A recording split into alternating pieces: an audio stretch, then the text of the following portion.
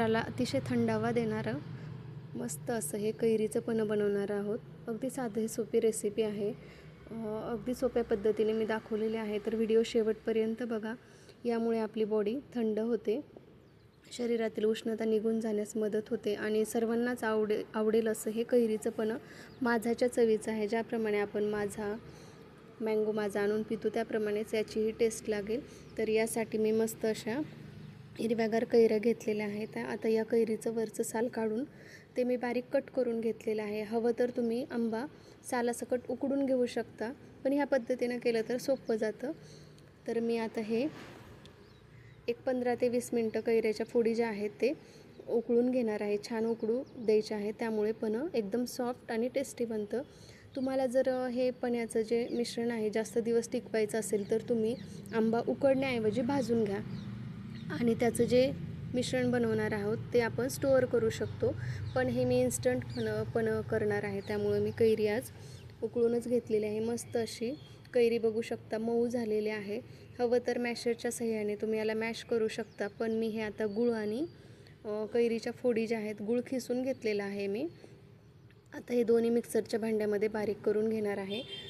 छान असं बारीक झालेलं की त्यामध्ये आपल्याला पाणी ॲड करायचं आहे. अतिशय साधी सोपी रेसिपी आहे. जर चॅनलवर नवीन असाल तर चॅनलला सबस्क्राईब करा आणि व्हिडिओ जर आवडला तर व्हिडिओला लाईक करून कमेंट करू शकता.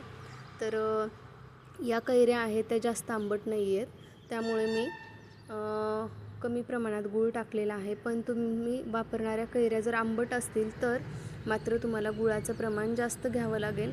अतिशय सॉफ्ट असं मिश्रण तयार झालेलं आहे.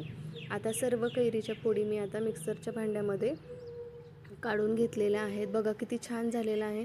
हे मिश्रण तुम्ही 8 दिवसासाठी फ्रीजमध्ये स्टोअर पण करू शकता आणि जर कैरी भाजून घेतली तर ते मिश्रण मात्र आपण भरपूर दिवस ठेवू शकतो.